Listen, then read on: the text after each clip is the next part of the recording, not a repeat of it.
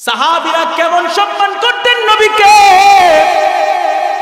আয়াতের দিকে দেখেন, তাকায় দেখেন, আয়াত নাযিল হয়ে গিয়েছে, ইয়া আইয়ুহাল্লাযীনা আমানু লা তারফাউ আসওয়াতাকুম ফাওকা সাওতিন নবী ওয়া লা তাজহারু লাহু বিল কওল কাজাহরি বা'দিকুম লিবা'দিন আন তাহবাতা আ'মালুকুম ওয়া আনতুম লা তাশউরুন।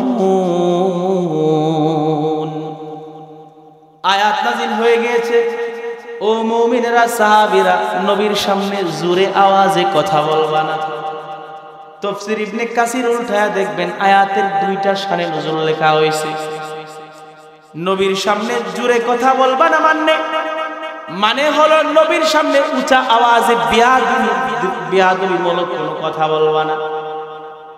একদিন নবী দরবারে বসা, এমন সময় এক ব্যক্তি একটা সালিশ নিয়ে আসছে। ব্যক্তি দুইজন আসলো, তারা নবীকে গল্পটা শোনাইলো।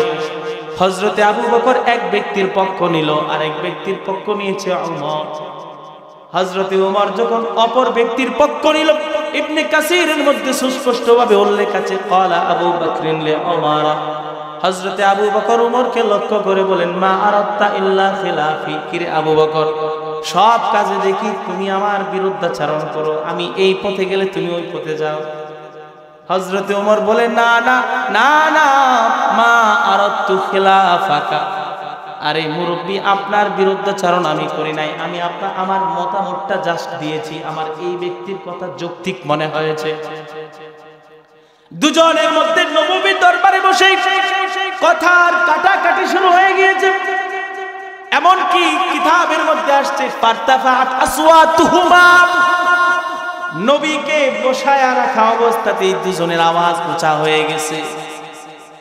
আল্লাহর কুদরতি মনে যা সহ্য হয় নাই, নবী যেখানে বসে আছে সাহাবীরা মাস্তানি করবে, সাহাবীরা মাস্টারি করবে, সাহাবীরা জ্ঞানগিরি দেখাবে। আল্লাহর কুদরতি মনে সহ্য হয় নাই।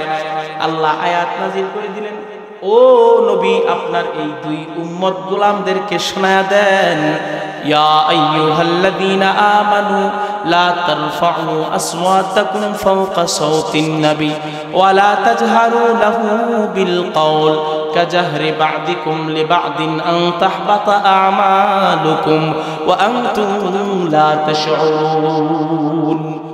নবী বইলা দেন, আপনার সামনে আজকের পর থেকে কিয়ামত পর্যন্ত কেউ যেন কোনো সময় জোরে কথা না বলে। বন্ধু বন্ধু জোরে আড্ডা দিবে, সমস্যা নাই, কিন্তু আপনার সামনে যেন জোরে কথা আর কোনোদিন কোনো সাহাবী না বলে। আয়াত করে আল্লাহর রাসূল শোনায়া দিলেন। শোনায়া দেওয়ার পরে হযরতে আবু বকর কান্না শুরু করে দিলেন, হযরতে ওমর কাঁদতেছে। কারণ আয়াতের শেষে আল্লাহ বলছেন, আন তাহবাতা আমালুকুম, জোরে কথা বললে আমল নষ্ট হয়ে যাবে, ওয়া আনতুম লা তাশউরুন, তোমরা টেরও পাবা না। হযরতে ওমর ভাবে আমার আমল শেষ, হযরতে আবু বকর ভাবে আমার তাহাজ্জুদগুলি শেষ। এরপরে হাদিসের মধ্যে আসছে, ওমর এমনিতেই জোরে জোরে কথা বলতেন। হাদিসের মধ্যে একাধিক হাদিস থেকে প্রমাণ পাওয়া যায়।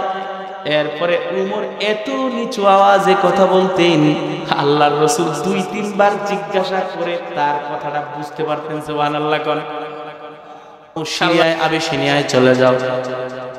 হযরতে জাফর মাত্র 12 থেকে 14 জন মানুষকে নবুয়াতের 5ম বর্ষে হিজরত করে তিনি লুকায়া লুকায়া তিনি ওই হাবশায় হিজরত করে, আবিসিনিয়ায় হিজরত করে। সেখানে যাওয়ার পরে মক্কার কঠোর মানুষগুলো, কঠিন দিলের অধিকারী কাফেরগুলো জাফরকে আবার ফিরিয়ে এনে আঘাত করার জন্য 2 জন মক্কার কাফেরদের প্রতিনিধি ওই আবিসিনিয়ার বাদশা নাজ্জাশীর কাছে যায়। ভাই বুখারী শরীফের হাদিস নিয়ে যান, কোন গল্প করতেছি না ভাই। সহিহ মুসলিমের সিহাসিত্তার হাদিস নিয়ে যান ভাই।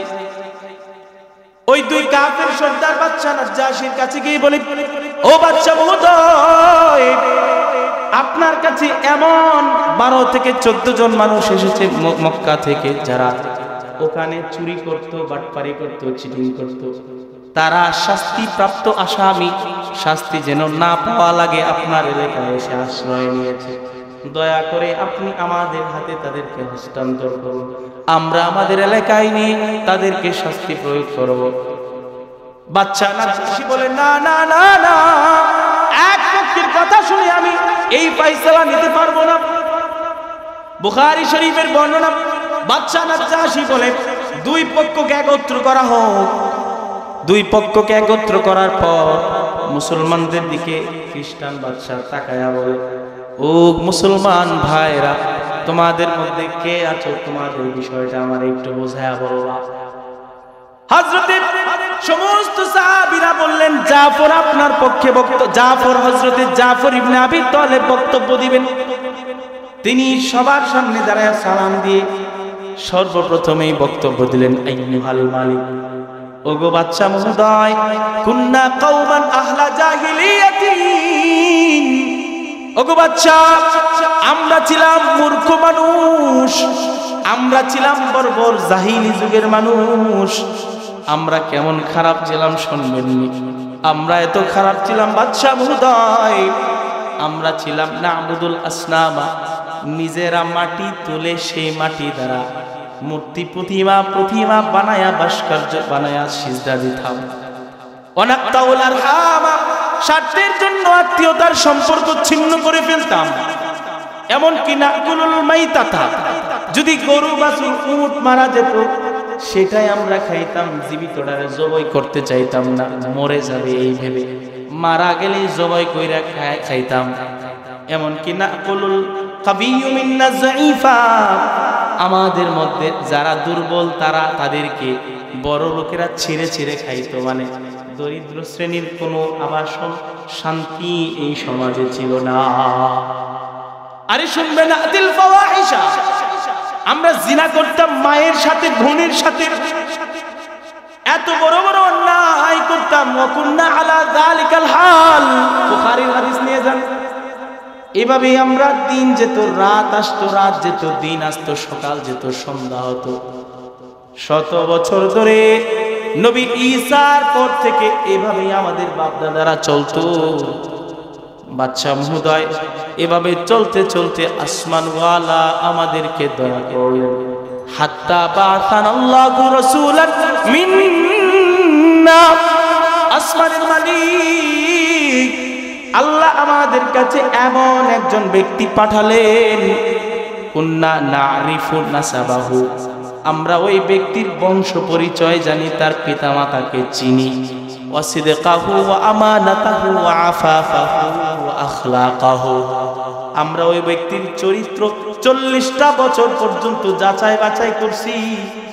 আমরা ওই ব্যক্তির চরিত্র সম্পর্কে জানি, ওই ব্যক্তির ব্যবসা সম্পর্কে জানি, ওই ব্যক্তির ইবাদত সম্পর্কে জানি, ওই ব্যক্তির বিয়া সম্পর্কে জানি, ওই ব্যক্তির সমস্ত সব ডিটেইলস আমরা 40 বছর পর্যন্ত দেখলাম। ওই ব্যক্তিটা আমাদের কাছে আসার করে দানা ইলাল্লাহ, ওই ব্যক্তি আমাদের কাছে আইসা নিজেকে নবী দাবি করার পরে আমাদেরকে আল্লাহর গোলামির দিকে দাওয়াত দিল। আমরা আল্লাহর গোলামি কি তার কাছে বুঝলাম, বোঝার পরে লিনওয়াহিদাহু ওয়া না'বুদাহু, বুখারীর ইবারত, আমরা যেন আল্লাহকে আল্লাহ মানি, মূর্তিকে আল্লাহ যেন না মানি, আমরা যেন প্রতিমার পূজা না করি। এই বিষয়টা তিনি আমাদেরকে বোঝায়া বললেন। আমরা এরপর প্রতিমা ভেঙে ফেলে আল্লাহর গোলামিতে লেগে গেলাম বাদশাহ। এরপরে ওই মক্কার কাফেররা আমাদেরকে আঘাত করা শুরু করলো। ও বাচ্চা মহোদয়, এটাই আমাদের অপরাধ। আমরা চুরি করি নাই, বাটপারি করি নাই, চিটিং করি নাই, জিনা করি নাই, মদ খাই নাই, কোনো অপরাধ নাই, মিথ্যাচার করেছে আমরা। বাদশা যখন খ্রিস্টান, তিনি বলেন, হাল মাকুম মিম্মা জাআ বিহি আনিল্লাহি মিন শাই, বুখারী হাদিস। বাদশা বলে, ও আবু তালিব, হযরত ও জাফর, তোমার সাথে যে কোরআন আল্লাহ আসমান থেকে তোমার রাসূলের কাছে পাঠিয়েছেন, ওই কোরআনের কোনো সামান্য অংশ তোমার কাছে আছে নাকি? হযরতে জাফর বলে, নাআম, হ্যাঁ আছে। তিনি তখন সূরা মারইয়াম কাফ হা ইয়া আইন সাদ, তিনি সূরা মারইয়াম তেলাওয়াত করা শুরু করে দিলেন। আর সূরা মারিয়ামের ভিতরে ঈসা নবীর আলোচনায় ভরপুর। সূরা মারিয়ামের ভিতরে মরিয়ম আলাইহিস সালাতু ওয়াস সালামের আলোচনায় ভরপুর। সূরা মারিয়ামের ভিতরে বাবা নবী জাকারিয়ার আলোচনায় ভরপুর। যখন সূরা মারিয়াম ওই খ্রিস্টান ধর্মের বাচ্চা নাজ্জাশীর সামনে তেলাওয়াত করা হলো, আর উনি তো মরিয়মকে বিশ্বাস করে, উনি তো ঈসা নবীকে বিশ্বাস করে। যখন দেখলো কোরআন অন্য কিছু নয়, কোরআনের ভিতরে নবী ঈসার আলোচনা, কোরআনের ভিতরে নবী হযরতে মারিয়ামের আলোচনা, কোরআনের ভিতরে বনি ইসরাইলের শ্রেষ্ঠ নবী হযরতে মুসার আলোচনা, হযরতে হারুনের আলোচনা, এই শোনার পরে বাচ্চা নাজ্জাশীর ব্যাপারে রাবি হাদিস বর্ণনাকারী সাহাবী বলেন, আমরা সবাই তাকায় রইলাম বাচ্চার চেহারার দিকে, তখনও তিনি ঈমান আনে নাই। তাকায় দেখলাম ফাবাকা ওয়াল্লাহ ফাবাকা ওয়াল্লাহ ফাবাকা ওয়াল্লাহি নাজ্জাশী হাত্তা আখদালা লিহিয়াতাহু। আমরা তাকায় দেখলাম, আমরা ভালো করে তাকায় দেখলাম, খোদার কসম দিয়ে বলি তাকায় দেখলাম কোরআনের তেলাওয়াত শুনে খ্রিস্টান বাচ্চা কান্নায় ভেঙে পড়েছে। সুবহানাল্লাহ। আর আস্তে কোন সুবহানাল্লাহ কান্দাস। আচ্ছা কর কাফের দুইটা আছে মিছা কথা কইছে, মিছা কথা প্রমাণিত হয়েছে কিনা? এই বুঝেন না আপনারা? আমরা ক্লাস করাই তো এই জন্য, এই ছাত্র এই ঘুমায়, এই উল্টা পাল্টা, এই কি, এই যে দেখো এই দাঁড়াও, এইগুলি আমরা বলি তো, এই জন্য আপনাদেরকে এই কইতেছি, মাফ এইটা ছাত্রদেরকে বলতে বলতে আপনাদেরকে তা মুরব্বী এখানে অনেকেই বাজান, অনেকেই ভাই, অনেকেই বড় ভাই, ছোট ভাই, ছাত্রদেরকে পড়াই যে আমরা, এদেরকে ধমক দিতে, কত ছাত্র কত ধরনের, যারা উস্তাদ আছেন ওনারা জানে। মহতারাম হাজরিন, তো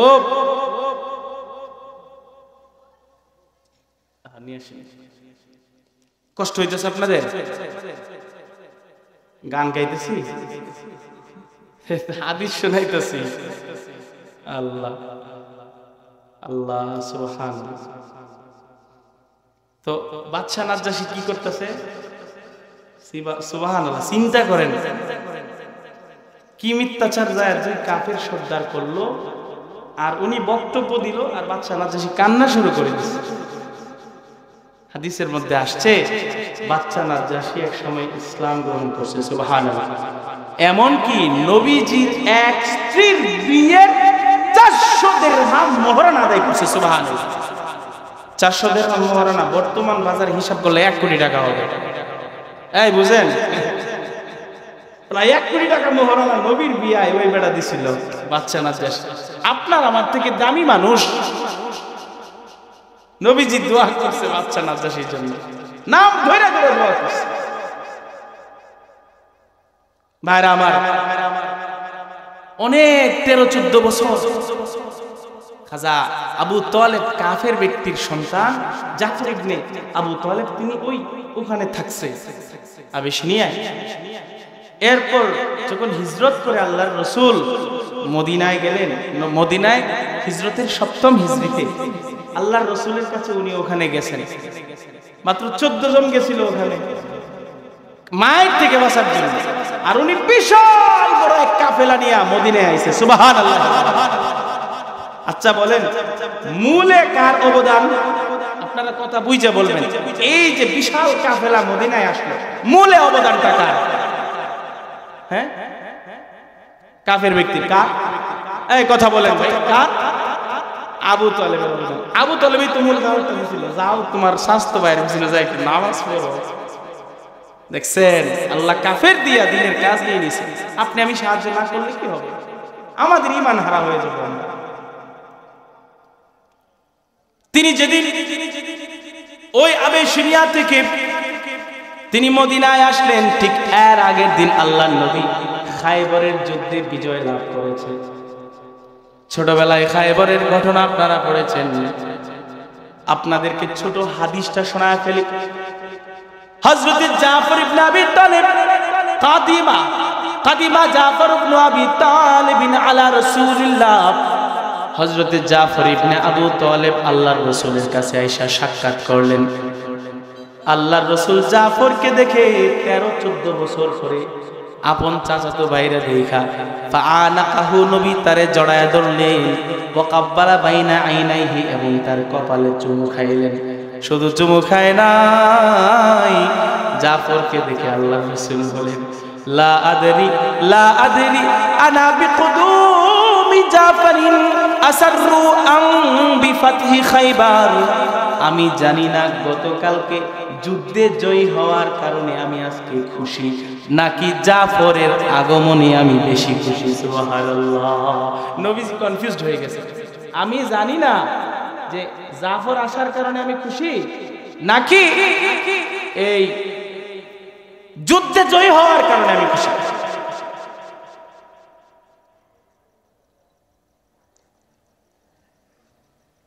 আমরা চা খাওয়ার সময় বিসমিল্লাহ কোন আমি চা কথা কইন না বিসমিল্লাহ কোন চা খাওয়ার সময় বিসমিল্লাহ করা লাগবে না না কইলে আপনার শয়তানে খাইতেছে গুনাহগার হইবে না চেন কিছু এইগুলি খুব গুরুত্বপূর্ণ সুন্নাত খাওয়ানি লাগবে বিসমিল্লাহ 1 সেকেন্ড লাগছে তাহলে আজকে থেকে চা খাওয়ার সময় বিসমিল্লাহ বলবেন ইনশাআল্লাহ বলেন ইনশাআল্লাহ মুহতারাম হাজিরিন হযরতে জাফর ইবনে আবি তালেব আইছে নবীজি কইতেছে যুদ্ধে জয়ী হওয়ার কারণে আমি খুশি না জাফর হওয়ার কারণে বেশি খুশি আমি জানি না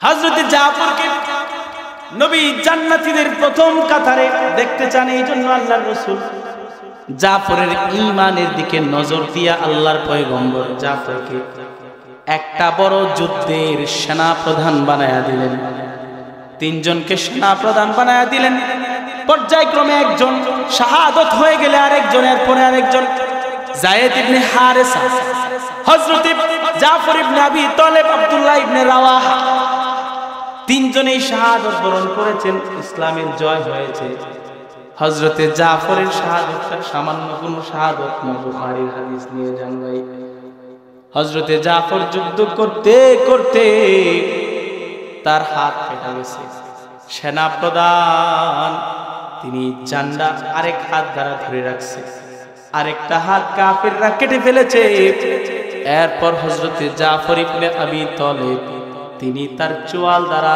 ওই পতাকার এন্টিনার ধরে রাখছে শুধু তাই নয় বুখারীর হাদিস ইমাম বুখারী রাহিমাহুল্লাহ হাদিস লেখেন এরপর ওনাকে এত জোরে আঘাত করা হয়েছে ওনার শুধু বুকের মধ্যে 90-এরও অধিক আঘাতের চিহ্ন ছিল হযরতে জাফরের শরীরটা দ্বিখণ্ডিত হয়ে গেছে হযরতে জাফর আল্লাহর নবী জাফরকে এই দৃশ্যে দেখে নবী সইতে পারেন নাই আল্লাহর রাসূল কান্না শুরু করে দিয়েছে আপন চাচাতো ভাই শুধু চাচাতো ভাই নয় এমন ব্যক্তি যার মাধ্যমে নবী অনেক অনেক সহযোগিতা পেয়েছেন আল্লাহর রাসূল কাঁদতে কাঁদতে রাতে ঘুমায় গেছে আল্লাহর হাবিব মুহাম্মদুর রাসূলুল্লাহ বলেন আমি ঘুমায় গেলাম ঘুমের আগে একটাই টেনশন জাফরের কি অবস্থা আমি যদি একটু দেখতে পারতাম আরে জাফর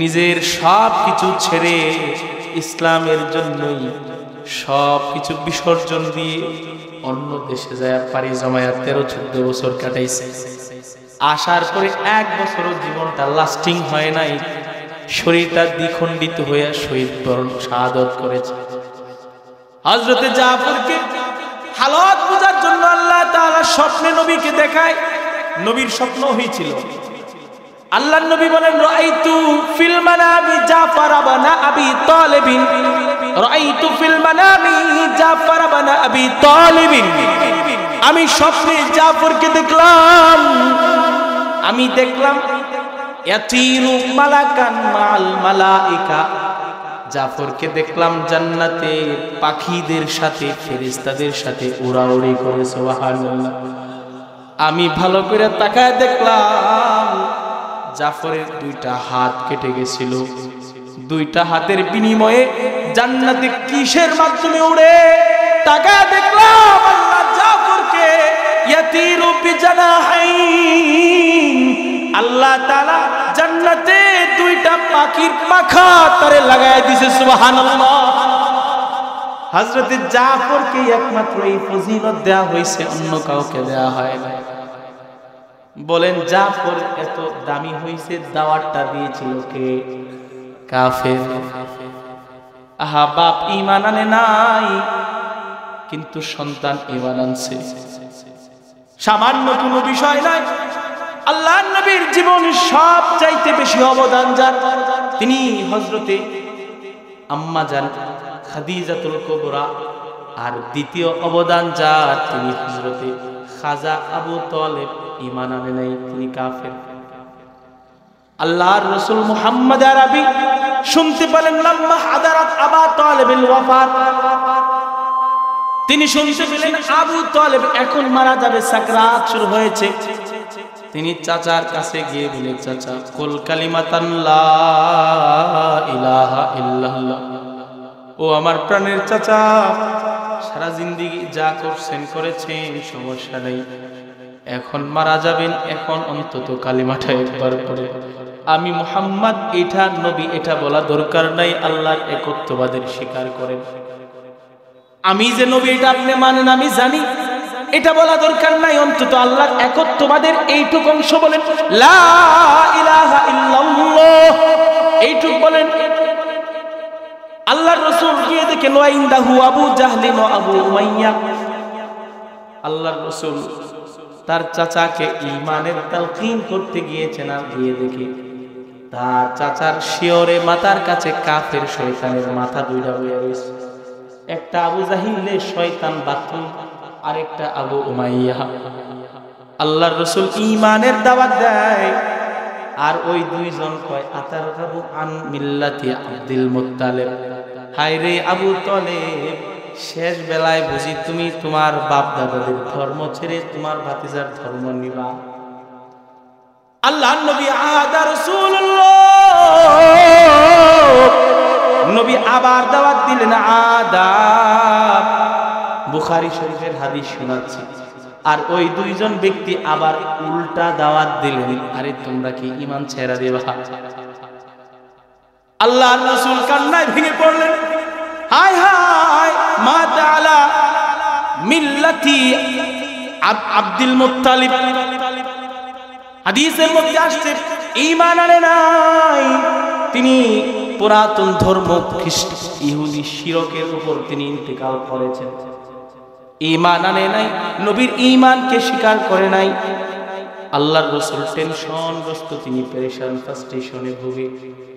আল্লাহ তাআলা ওই মজলিসে বসেই আল্লাহর নবী বললেন, চাচা আপনার জন্য আল্লাহর কাছে আমি ইস্তিগফার করব। আল্লাহ বলেন, মা কানা লিন নাবিয়্যি ওয়াল্লাযীনা আমানু আইয়াস্তাগফিরু লিল মুশরিকিন। আল্লাহ আয়াত নাযিল করে বললেন, না না নবী, আপনারে আমি ভালোবাসি, তো একটা কথা শুনেন, আপনারে ওয়ার্নিং করে দিলাম, এই কাফেরের জন্য আপনি দোয়া করতে পারবেন না। এই কাফেরের জন্য আপনার জন্য দোয়া জায়েজ নাই। কোনো মুমিন ব্যক্তি হিন্দুদের জন্য দোয়া করতে পারবে না। ওয়া মা কানা লিল মুমিনিনা ওয়াল্লাযীনা আমানু আইয়াস্তাগফিরু লিল মুশরিকিন। নবী কান্না, কলেজা ফাটা কান্না, হায় হায় আমার চাচা আমার চোখের সামনেই জাহান্নামী। আল্লাহর রাসূলকে সান্ত্বনা দেওয়ার জন্য সূরা কাসাসের আয়াত আল্লাহ নাযিল করলেন, ইন্নাকা লা তাহদি মান আহবাবতা ওয়ালাকিন্নাল্লাহা ইয়াহদি মান ইয়াশা। আল্লাহ আয়াত নাযিল করে বলে দিলেন, নবী গো, ঘরের মানুষ হেদায়েত পাইবে না, আপনি যারে চাইবেন সে ঈমানওয়ালা হতে পারবে না। আর ওই পারস্যের সালমান ফার্সি 100 মাইল দূরের ব্যক্তিরে ঈমান আমি আল্লাহ দিব। আপনি চাইবেন আবু তালেব ঈমান আনুক, এটা হবে না, না না হবে না। কিন্তু কুচকুচে গোলাম বেলাল হাফসিরে আমি ঈমান দিয়া জান্নাতি বানায় দিব। সুবহানাল্লাহ। কাফের ব্যক্তির দাওয়াতে ঈমান আইনা সাহাবীরা জান্নাতি হইছে, কিন্তু কাফের ব্যক্তি নবীর চাচা ঈমান আনে নাই। যদি আল্লাহর রাসূলকে সাহায্য আপনি আমি না করি, তাহলে সাহায্য আল্লাহ কাফেরের মাধ্যমে করাবেন কিনা বলেন? করাবেন না? আপনি আমি না করলে আল্লাহ রসুলকে আল্লাহ তাআলা কাফেরের মাধ্যমে সাহায্য করাবেন। মুহতারাম হাজিরিন, এই জন্য ওয়াতুয়াজ্জিরুহু এই আয়াতের সঠিক ব্যাখ্যা হলো পৃথিবীর কোন মুফাসসির ভুল করতে পারবে না। আর নুসরাতু মা তাযীম, নবীকে সম্মান করে করে সাহায্য করা। আর নবীকে কিভাবে তো সাহায্য করবে, এই যে তরিকা বলে দিলাম। প্রথম বিষয় শেষ, দ্বিতীয় বিষয় আসে। ওয়াতুআযজিরুহু ওয়া তুওয়াক্কিরুহু, নবীকে সাহায্য করবা, এরপরে নবীর সম্মান করবা। বলেন, নবীর সাহায্য করা, এই ঘুমায় করা, এই ঘুমায় ঘুমায়, ছাত্র মানুষ ঘুমায়, ভাই ঘুমায় না, জাগায় দেন জাগায় দেন জাগায় দেন। গজল গাই, রসুল তোমায় ভালোবাসি অন্তরে শুধু মুখে না, জান্নাতের আশায় নয় হে রাসূল, জাহান্নাম কেউ ডরি না। রসুল তোমায় ভালোবাসি, জোরে কর কোন, রসুল তোমায় ভালোবাসি অন্তরে শুধু মুখে না, জান্নাতের আশায় নয় হে রাসূল, জাহান্নাম কেউ ডরি না। আল্লাহ রসুলের ভালোবাসা দান করুক, আমিন। রসুলের প্রতি সম্মান করা ঈমান, রসুলকে সাহায্য করাও ঈমান। আসমানওয়ালা আয়াতের ভিতরে বলেন ওয়াতুওয়াক্কিরুহু, রসুলকে তোমরা সম্মান করবা গোলাম। রসুলের প্রতি সম্মান করার অপর নাম হলো ঈমান। সাহাবীরা কেমন সম্মান করতেন নবীকে, আয়াতের দিকে দেখেন, তাকায় দেখেন। আয়াত নাজিল হয়ে গিয়েছে, ইয়া আইয়ুহাল্লাযীনা আমানু লা তারফাউ আসওয়াতাকুম ফাওকা সাওতিন নবী ওয়া লা তাজহারু লাহু বিল কওল কাজাহরি বা'দিকুম লিবা'দিন আন তাহবাতা আ'মালুকুম ওয়া আনতুম লা তাশউরুন। আয়াত নাজিল হয়ে গিয়েছে, ও মুমিনেরা, সাহাবীরা, নবীর সামনে জোরে আওয়াজে কথা বলবা না। তাফসীর ইবনে কাসির উল্টায়া দেখবেন আয়াতের দুইটা শানে নজুল লেখা হয়েছে। নবীর সামনে জোরে কথা বলবা না মানে হলো নবীর সামনে উঁচা আওয়াজে বেয়াদবিমূলক কোনো কথা বলবা না। একদিন নবী দরবারে বসা, এমন সময় এক ব্যক্তি একটা সালিশ নিয়ে আসছে। ব্যক্তি দুইজন আসলো, তারা নবীকে গল্পটা শোনাইলো। হযরতে আবু বকর এক ব্যক্তির পক্ষ নিল, আর এক ব্যক্তির পক্ষ নিয়েছে ওমর। হযরতে ওমর যখন অপর ব্যক্তির পক্ষ নিল, ইবনে কাসিরের মধ্যে সুস্পষ্টভাবে উল্লেখ আছে, ক্বালা আবু বকরিন লি ওমর, হযরতে আবু বকর ওমরকে লক্ষ্য করে বলেন, মা আরাদতা ইল্লা খিলাফি, কিরে আবু বকর, সব কাজে দেখি তুমি আমার বিরুদ্ধাচরণ করো, আমি এই পথে গেলে তুমি ওই পথে যাও। হযরতে ওমর বলেন, না না না না, মা আরাদতু খিলাফাকা, আরে মুরব্বী, আপনার বিরুদ্ধাচরণ আমি করি নাই, আমি আমার মতামতটা জাস্ট দিয়েছি, আমার এই ব্যক্তির কথা যৌক্তিক মনে হয়েছে। দুজনের মধ্যে নববী দরবারে বসে কথার কাটাকাটি শুরু হয়ে গিয়েছে।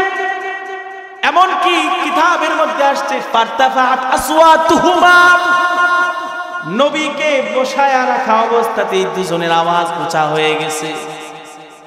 আল্লাহর কুদরতি মনে যা সহ্য হয় নাই, নবী যেখানে বসে আছে সাহাবীরা মাস্তানি করবে, সাহাবীরা মাস্টারি করবে, সাহাবীরা জ্ঞানগিরি দেখাবে।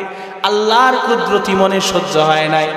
আল্লাহ আয়াত নাজিল করে দিলেন, ও নবী, আপনার এই দুই উম্মত গোলামদেরকে শোনায়া দেন, ইয়া আইয়ুহাল্লাযীনা আমানু লা তারফাউ আসওয়াতাকুম ফাওকা সাওতিন নবী ওয়া লা তাজহারু লাহু বিল কওল কাজাহরি বা'দিকুম লিবা'দিন আন তাহবাতা আমালুকুম ওয়া আনতুম লা তাশউরুন। নবী বইলা দেন, আপনার সামনে আজকের পর থেকে কিয়ামত পর্যন্ত কেউ যেন কোনো সময় জোরে কথা না বলে। বন্ধু বন্ধু জোরে আড্ডা দিবে, সমস্যা নাই, কিন্তু আপনার সামনে যেন জোরে কথা আর কোনোদিন কোনো সাহাবী না বলে। আয়াত করে আল্লাহর রাসূল শোনায়া দিলেন। শোনায়া দেওয়ার পরে হযরতে আবু বকর কান্না শুরু করে দিলেন, হযরতে ওমর কাঁদতেছে। কারণ আয়াতের শেষে আল্লাহ বলছেন আন তাহবাতা আমালুকুম, জোরে কথা বললে আমল নষ্ট হয়ে যাবে, ওয়া আনতুম লা তাশউরুন, তোমরা টেরও পাবা না। হযরতে ওমর ভাবে আমার আমল শেষ, হযরতে আবু বকর ভাবে আমার তাহাজ্জুদগুলি শেষ। এরপরে হাদিসের মধ্যে আসছে ওমর এমনিতেই জোরে জোরে কথা বলতেন। হাদিসের মধ্যে একাধিক হাদিস থেকে প্রমাণ পাওয়া যায়।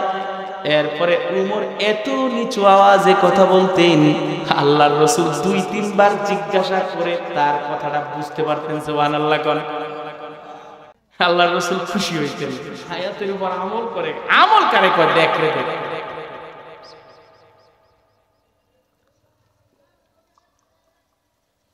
ভাইরা আমার, আমল করে বলে। হযরতে ওমর আবু বকর চুপ। আরেকজন সাহাবী কষ্ট হইতেছে, কষ্ট হইতেছে, প্রধান বক্তা আয়র বই ইনশাআল্লাহ আরেকটু ধৈর্য ধরেন, 20টা মিনিট ধৈর্য ধরেন। উনি 1 ঘন্টা কথা বলবে, 11টা থেকে 12টা, বাস আখেরি মোনাজাত হবে, শেষ কথা, শেষ ভালো যা সব ভালো হয়। মুহতারাম হাজিরিন, আল্লাহর রাসূলের এই আয়াত তিলাওয়াতের পরে এই মজলিসে একজন আশিক সাহাবী বসে। আশিক সাহাবী ভাই, আপনার যদি 4টা সন্তান থাকে, বুকে হাত দিয়ে বলতে পারবেন যে সবগুলি সন্তান আপনার আশিক? না, কই আমরা 4 ভাই, কই আমি তো দেখি আমার আব্বারে তো আমরা 4 ভাই সমান আদর করি না, আর আমি আমার আব্বারে দোস্ত বন্ধুর মতো আদর করি, জানেন না? আপনারা কল্পনাও করতে পারবেন না আব্বার সাথে আমি এত মিশি, এত সম্পর্ক। মরে গেলে কি আর দিতে আরাম লাগা? হ্যাঁ, মরে গেলে কি ওনারে আতর কিনে দিতে পারো, কাপড় কিনে দিতে পারো? এখন প্রয়োজন আপনি নিজে না কিনা আপনার আব্বারে দেন। আশিক সাহাবী বসা, নাম তার কায়েস ইবনে সাবিত। হাদিসের কিতাবের মধ্যে আসছে, নবী যখন আয়াতগুলো পড়ে শোনাইলেন আমল নষ্ট হয়ে যাবে জোরে কথা বললে, আশিক সাহাবী নবীর প্রতি কেমন সম্মান, মজলিস থেকে উঠে চলে গেছে। কায়েস ইবনে সাবিত বক্তা সাহাবী ছিলেন, বক্তারা তো এমনি জোরে কথা বলে। তিনি ভাবতেছেন হায় হায়, এত বছর নবীর সামনে আমি জোরে জোরে কথা বলছি, আমার আমলগুলো মনে হয় নষ্ট হয়ে গেছে, আর কোনদিন নবীর কাছে আসবো না, আর জোরে কথাও বলবো না। হযরতে কায়েস ইবনে সাবিত চলে গেছে, সমাজের কেউ আর খুঁজে পায় না কোথায় গেছে। আল্লাহর রাসূল খোঁজ লাগাইলেন, যাও কায়েস ইবনে সাবিতকে খুঁজে বের করো। আপনাদেরকে তাফসীর ইবনে কাসির থেকে শোনাচ্ছি, ঝামেলা হওয়ার কোনো সম্ভাবনা নাই, দুর্বল কিছু আমি বলি না কোনোদিন। ইবনে কাসির রাহিমাহুল্লাহ তিনি উল্লেখ করেছেন কায়েস ইবনে সাবিত তিনি গায়েব হয়ে গেছে, মানে মানুষ থেকে দূরে চলে গেছে। সাহাবীরা খুঁজে হন্য তন্য হইয়া কেউ পায় না। নবী বলেন না না না, আমার এই পাগলা সাহাবীরে আমার সামনে উপস্থিত করা চাই। হযরতে সাদ রাদিয়াল্লাহু তাআলা খুঁজে পাইলেন, পাহাড়ের এক প্রান্তরে গাছের নিচে বসে কান্নাকাটি করে। খাওয়া নাই, দাওয়া নাই, অনেক দিন হয়ে গেল, শুকায় গেছে চেহারা। আল্লাহর রাসূলের সামনে যায় না, যদি জোরে কথা বলে আমল নষ্ট হয়ে যাবে এটা চিন্তা। গিয়ে বলে ভাই সাদ, ও কায়েস ইবনে সাবিত, তুমি আমার সামনে আল্লাহর রাসূলের সামনে যাও না কেন? নবী আমার তোমারে খুঁজে, তুমি যাও না কেন? তিনি বলেন না না ভাই, এই পাপী জবান, এই পাপী চেহারা নবীর সামনে আর নিব না। কারণ আমি রাসূলের সামনে এত পরিমাণ জোরে জোরে কথা বলছি। ইন্নী আখশা আন আহবাতা আমালি, আমার মনে হয় আমার সব আমল নষ্ট হয়ে গেছে।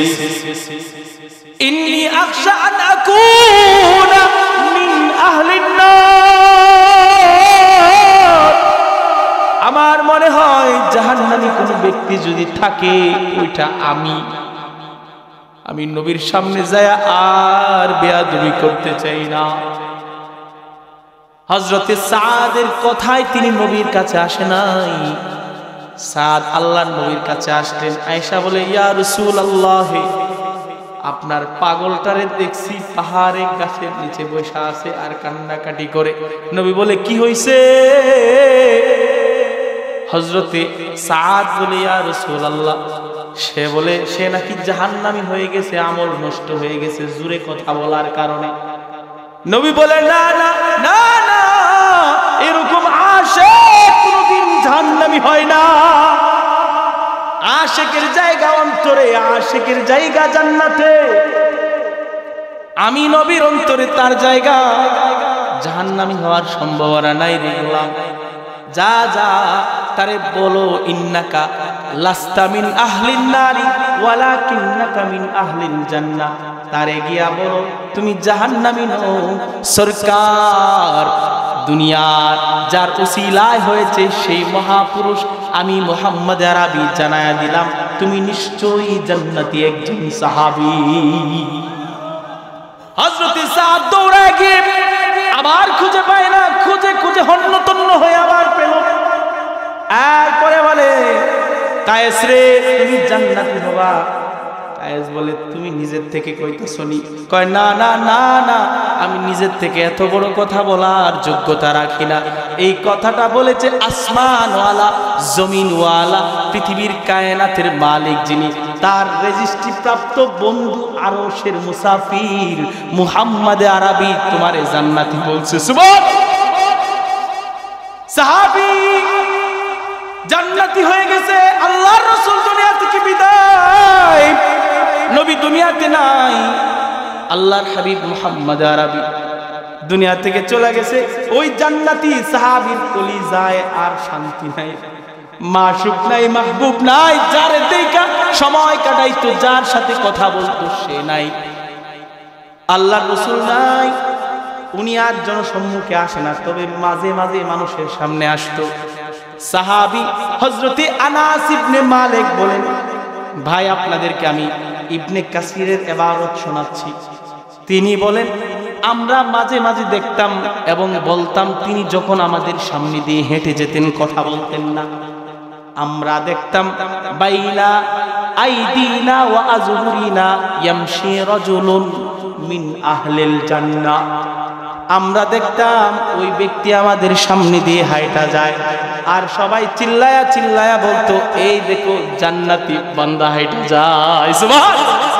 এই দেখো জান্নাতি লোকটা যাইতেছে। সাহাবীরা বলতো, এই দেখো জান্নাতি মানুষ যাইতেছে। আশিক, নবীর প্রতি সম্মানের কারণে আশিক, নবীর প্রতি সম্মান রাখা ঈমান, নবীকে সাহায্য করা ঈমান, নবীকে সম্মান করা ঈমান। আল্লাহর রাসূলকে সাহাবীরা সম্মান করায় দেখায় দিয়েছেন। মাগার সম্মান কারে কয়, নিয়ে যান হাদিস এবং আয়াত। বদরের যুদ্ধে মুসলমানদের হালত বেশি ভালো নয়, কারণ যুদ্ধ শুরু হওয়ার আগে সাপোর্ট কম, লোক কম, অস্ত্র শস্ত্র কম। আবু বকর বক্তব্য দিলেন যুদ্ধ করার জন্য, ওমরও দিলেন, কিন্তু নবী তাদের বক্তব্যে সন্তুষ্ট হন নাই। আনসারী সাহাবী, বুখারী শরীফের হাদিস, মিকদাদ দাঁড়ায় গেলেন, ইয়া রাসূলুল্লাহ, আমি দাঁড়ায় আনসারী সাহাবীদের প্রতিনিধি হিসাবে দাঁড়াইলাম, নবী আমাদের বক্তব্যটা শোনেন। আপনাকে আমরা কেমন সম্মান করি, কেমন চাই উপরে ওঠানোর জন্য, আপনি আমাদের বক্তব্য শোনেন। ইয়া রাসূলুল্লাহ, ইমজি লিমা আরাকাল্লাহু ইয়া রাসূলুল্লাহ, আল্লাহ যদি আপনাকে যুদ্ধের জন্য আদেশ দিয়ে থাকেন আমাদেরকে নিয়ে বদর যুদ্ধে যান, নাহনু মাআকা, আমরা আপনার সাথে থাকব, আমরা আপনার সাথে থেকে থেকে নুকাতিলু, আপনার সাথে থেকে থেকে যুদ্ধ করব, আনি আমিনিকা ওয়া আন শিমালিকা ওয়া বাইনা ইয়াদাইকা ওয়া আন খালফিকা, আপনার ডানে বামে সামনে পিছনে সব জায়গায় থেকে থেকে আমরা যুদ্ধ করব। ইয়া রাসূলুল্লাহ, লাউ সিরতা বিনা ইলা বারকিল গিমার, নবী 100 মাইল 1000 মাইল দূরে বারকে গিমার জায়গা পর্যন্ত যদি আমাদেরকে যুদ্ধ করতে করতে নিয়ে যান, লাজাদালনা মাকা হাত্তা তাবলুগাহু মিন দুনিহি, নবী এই 100 মাইল দূরে 1 সেকেন্ডও আপনাকে সঙ্গহীন অবস্থায় রাখবো না। নবী গো, আমাদের জানের থেকেও তো আপনাদেরকে বেশি, আপনারে বেশি সম্মান করি। ওই 100 মাইল দূর পর্যন্ত যুদ্ধ করতে করতে প্রাণের শেষ বিন্দু বাকি থাকা পর্যন্ত ওখানে যুদ্ধ করতে করতে পৌঁছে যাব। সুবহানাল্লাহ।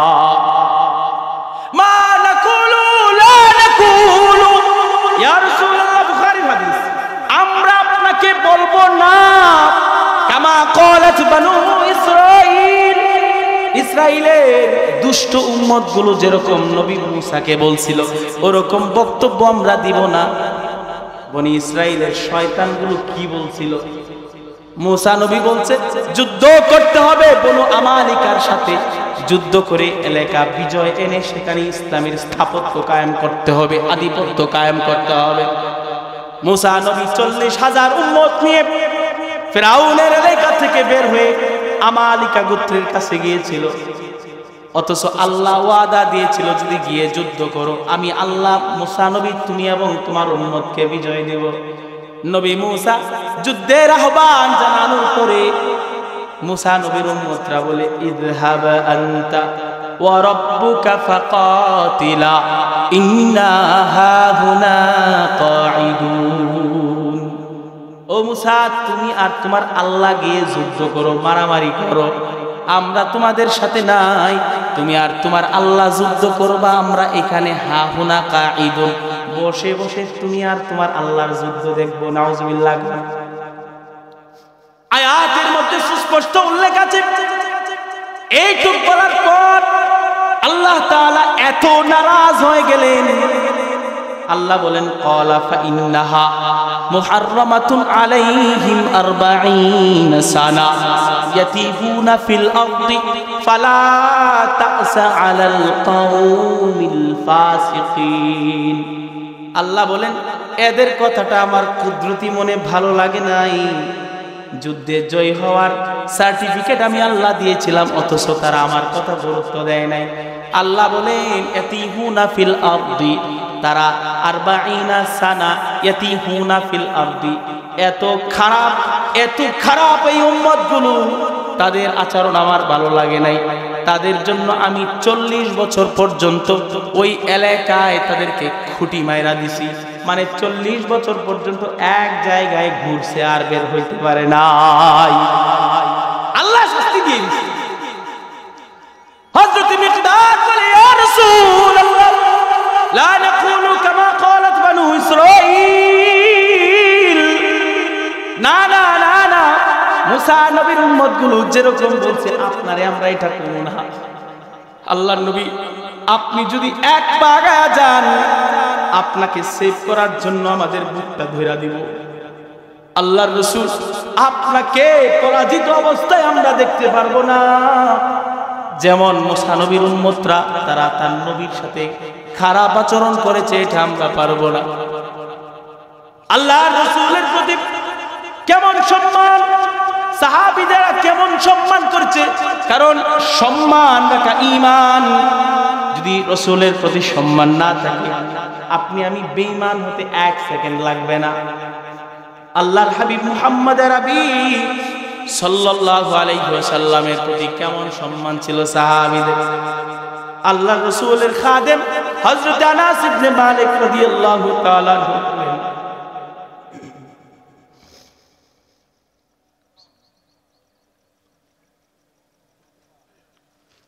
কষ্ট হইতেছে? আর কয়েক মিনিটের মধ্যেই হুজুর আসবেন, 5-7 মিনিটের মধ্যে আসবেন। আল্লাহ রাসূলের সাহাবী হযরতে আনাস ইবনে মালিক রাদিয়াল্লাহু তাআলা আনহু তিনি বলেন, আল্লাহর রাসূল আমাদের কাছে, আমাদের ঘরে একবার আসলেন। মনোযোগ দিয়ে শুনেন, হাদিসটা নিয়ে যান, কিছু শিখে যান। আল্লাহর রাসূল ওনার খাদেম 10 বছর খেদমত করছে। তিনি বলেন, হযরত আনাস ইবনে মালিক বলেন, দাখালা আলাইনা রাসূলুল্লাহ, নবী আরবি হাবিব কিবরিয়া সাল্লাল্লাহু আলাইহি ওয়াসাল্লাম তিনি আমাদের ঘরে একবার প্রবেশ করলেন। পথিমধ্যে আসার পরে নবী ক্লান্ত ছিলেন, একটু বিশ্রামের জন্য শুয়ে গেলেন। শুয়ে যাওয়ার পর আল্লাহর রাসূল ফারাকা রাসূলুল্লাহ, রাসূলকে দেখলাম আল্লাহর হাবিব ঘামতেছে। ঘুমায়া ঘুমায়া মানুষ ঘামে কিনা বলেন? তাকায় দেখলাম ঘামে। জান্নাতি মানুষ, পৃথিবীর শ্রেষ্ঠ মানুষ, পৃথিবীর সর্দার, জান্নাতের সর্দার, আরশের মুসাফির, তিনি ঘামে। আনাস ইবনে মালিক বলেন, আমি তখন দেখলাম আমার আম্মা ওয়াজাআত উম্মি বিকারুরাতিন, আমার আম্মারে দেখলাম একটা ছোট শিশি নিয়ে এসেছে। এমন একটা ছোট শিশি আনলো। নবী ঘামে যেদিক থেকে ঘাম পড়ে, ফাজালাত তাসাল্লাতিল আরাক, আমার আম্মারে দেখলাম নবীর ঘাম যেদিক থেকে বেয়ে বেয়ে পড়ে, আমার আম্মা ওই দিকে শিশিটা ধরে রাখে। হযরত আনাস ইবনে মালিকের আম্মা এই কাজ করে, নবী আবার ঘুমায়। এমন সময় ফাস্তাইকাযা রাসূলুল্লাহ, আল্লাহর রাসূলের ঘুম ভেঙে গিয়েছে। আল্লাহর রাসূল বলে, হিয়া উম্মা সুলাইম মা হাদা তাসনাঈন, ওগো উম্মে সুলাইম, আনাসের মা, এটা কি, তুমি এটা কি করো? হযরতে আনাস ইবনে মালিকের মা উম্মে সুলাইম বলে, ইয়া রাসূলুল্লাহ, ইয়া রাসূলুল্লাহ, হাদা আরাকুকা নাজালুহু ফি তিবিনা, হাদা আতিয়াবুত তিবি, ইয়া রাসূলুল্লাহ, এই দেখেন শিশি, আপনার গা থেকে যত ঘাম ঝরেছে, যেটা সংরক্ষণ করতে পেরেছি, এই দেখেন শিশিটা ভরে গেছে। ইয়া রাসূলুল্লাহ, এই গামটা আমাদের জন্য, এই উম্মতের জন্য মিশকে আম্বরের থেকেও সুঘ্রাণ। ইয়া রাসূলুল্লাহ, হাদা আতিয়াবুত তিব, এটা হলো শ্রেষ্ঠ সুঘ্রাণযুক্ত ঘাম। ইয়া রাসূলুল্লাহ, নাজআলুহু ফি তিবি, নবী গো, এটা আমরা অন্য অন্য আতরের সাথে মিশায়া অন্য আতরগুলোর দামি বানাইতে চাই। আল্লাহর রাসূল মুস্কি মুস্কি হাসে, হায় রে আশিক কারে বলে।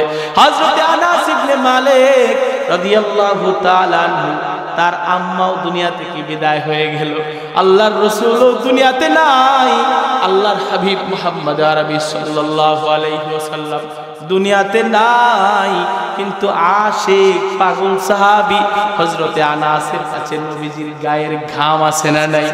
হযরতে আনাস আউসা আনাস ইবনে মালিক, হযরতে আনাস ইবনে মালিক ওসিয়ত করে গেলেন, আমি যখন মারা যাব, বন্ধুরা রে, ও আমার প্রাণের বন্ধুগণ, আমি যখন মারা যাব, আমার কাফনে কোন ধরনের সুঘ্রাণ লাগাইবে না, আমার কাফনে আমার চোখে সুরমা লাগাইবে না, আমার কাফনে কোন ধরনের আতর গোলাপ লাগাইবে না, আল্লাহর রাসূলের এই ঘাম মুবারক আমার কাফনের কাপড়ের পরতে পরতে রাইখা দিবা।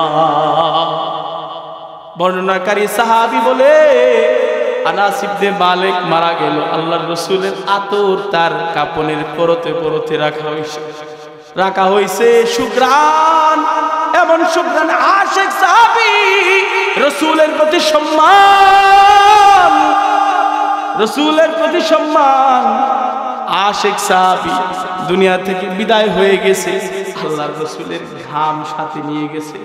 ভাবা, ও ভাই, ও বন্ধু, দোস্ত, এটা সামান্য কোনো জিনিস নয়, রাসূলের ঘাম। ऐ यार कफन में मेरा खुशबू न लगाना, ऐ यार कफन में मेरा खुशबू न लगाना, रख देना कफन में मेरा कुछ खाक मदीना, रख देना कफन में मेरा कुछ खाक मदीना। कवि डाइका डाइका बोले बंधुगण ও আমার দোস্তরা রে, আমি যখন মারা যাব, আমি যখন মারা যাব, আইয়ার কাফন মে মেরা খুশবু না লাগানা, ও দোস্ত আমি মারা যাওয়ার পরে আমার কাফনে সুঘ্রাণ লাগাইবা না। মদিনা ওয়ালার অলি গলিতে যে মদিনা ওয়ালার পা লাগছে, ওই গলি থেকে সামান্য মাটি এনে আমার কাফনে ঢুকাইয়া দিও। সুবহানাল্লাহ। খুশবু লাগাইবা না, খুশবু লাগাইবা না, সুঘ্রাণ দিয়ে দিবা। সুঘ্রাণ কিসের সুঘ্রাণ? নবী মদিনা ওয়ালার পায়ে যে মাটি লাগছে ওই মাটিটা দিয়ে দিবা। আশিক কারে বলে, ভালোবাসা কারে বলে? হযরত ইমাম মালিক 40 বছর এক বর্ণনায় পাওয়া যায় মদিনা থেকে 1 সেকেন্ডের জন্য বের হয় নাই। জীবনের শেষে তিনি উমরা আর হজও করেন নাই। আশিক সাহাবী কেন করেন নাই? তিনি ভাবতেন যদি আমি মক্কায় যাই আর ওখানে মারা যাই, আমার লাশটা মক্কাবাসী ছাড়বে না, মক্কায় দাফন হয়ে যাবে। মক্কায় যদি দাফন হয়ে যায়, নবীর সাথে তো আমি কিয়ামতের ময়দানে দাঁড়াইতে পারবো না। আশিক সাহাবী, রাসূলের প্রতি সম্মান, আল্লাহর রাসূলের প্রতি সম্মান, এই হলো ইশকের নমুনা। মুহতারাম হাজিরিন, রাসূলকে ওয়াকিরুহু সম্মান করা ফরজে আইন। কোনভাবে যদি আপনি সামান্য ইহানত নবীর প্রতি করেন, যারা উঠছেন আর উঠেন না, আল্লাহর রাস্তে উঠেন। আপনাদেরকে আমি ঈমানদার মনে করি। এই তো হুজুর আসবে, এখনই আসবে, শেষ তো আমার বয়ান। মুহতারাম হাজিরিন, আল্লাহর রাসূলের প্রতি সম্মান রাখা ঈমান। দেখেন, নবীজির প্রতি সম্মান রাখা, এটা হলো দ্বিতীয় আয়াতের তাফসীর করলাম। প্রথম কি করছি? নবীজিকে সাহায্য করা। আচ্ছা, নবীজিকে সাহায্য করা আপনারা বুঝছেন তো? এই বুঝছেন তো বাবা? বুঝেন নাই? নবীকে সম্মান করা বুঝছেন তো? এই হলো নবীকে সাহায্য করা আর নবীকে সম্মান করা। এখন সেকেন্ড পয়েন্টে আসেন, নবীকে যে আগের পয়েন্ট সাহায্য করা। আচ্ছা বলেন, এই যে মাদ্রাসা, এটা কি নবীর ঘর না? কথা বলেন, নবীর ঘর না? এটাকে নবীর ঘর বলতে কারো দ্বিধা হয়? আপনি দ্বিধা করলে করতে পারেন, আপনার ঈমানের সমস্যা।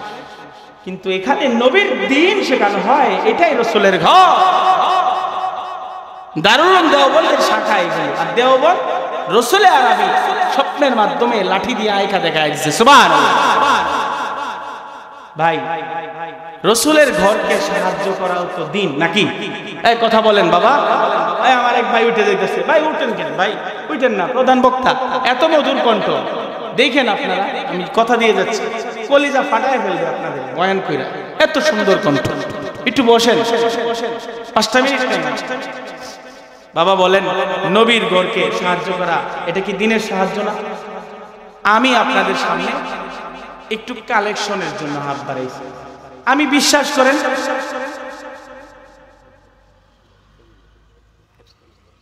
ভাই দেখেন, অনেক বক্তারা 30 পারা কোরআন বেচে, 8টা জান্নাত বেচে, জাহান্নামের 7টা দরজা বন্ধ করায় 1000 টাকার বিনিময়ে। আমি আল্লাহর কসম এগুলি আমি পারি না। আপনারা আমার অঞ্চল থেকে বুঝেন না, এগুলি পারি না, যে এগুলি পারি না। আমি এই কথা বলতে জিহ্বা কলিজা কাঁপে। আমি আপনাদের কাছে মাদ্রাসার প্রয়োজন একটু চাইতেছি। হুজুর প্রয়োজন কি? সিমেন্ট কি লাগে? ভাই গত বছর আমি মাহফিলে আসছিলাম, গত বছর